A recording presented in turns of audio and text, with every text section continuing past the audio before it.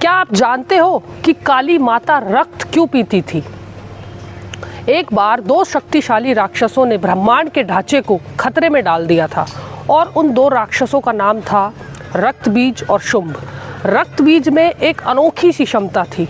जैसे ही उसके रक्त की बूंद पृथ्वी पर गिरती थी तो उससे एक राक्षस पैदा हो जाता था और रक्तबीज इस बात का बहुत फ़ायदा उठाता था। उसको इस बात का घमंड था कि मैं सारी पृथ्वी को नष्ट कर सकता हूँ अपने रक्त की एक बूंद से। बताओ कैसी कैसी शक्तियाँ थी लोगों में, सोच कर भी अजीब लगता है।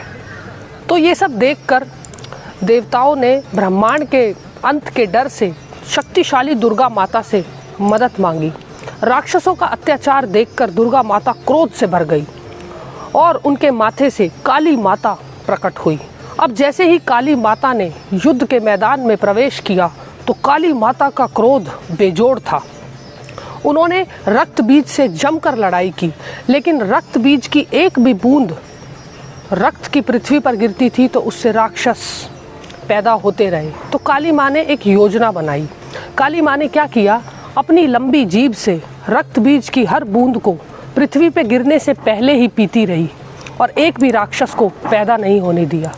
जैसे ही काली माता खून की बूंद पीती रही तो उनका रूप और भी भयानक हो गया और उन्होंने कटे हुए राक्षसों की खोपड़ियों की माला बनाकर अपने सर में पहन ली। ये देखकर शिव भगवान युद्ध के मैदान में लाशों के बीच जाकर लेट गए और जैसे ही काली माता फिर से वहाँ पर वापस आई और उन्होंने गलती से शिव के ऊपर कदम रख दिया तो भगवान शिव को एकदम से झटका लगा और उनको ये एहसास हो गया कि काली माता कितना विनाश कर सकती है। फिर शिव ने काली माता के संतुलन को वापस ला दिया और काली माता शांत हो गई।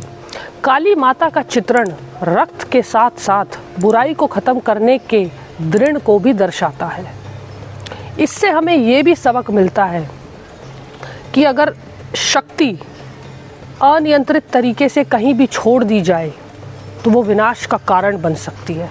तो सारे मिलके बोलिए, जय काली मैया की सदा ही जय हो।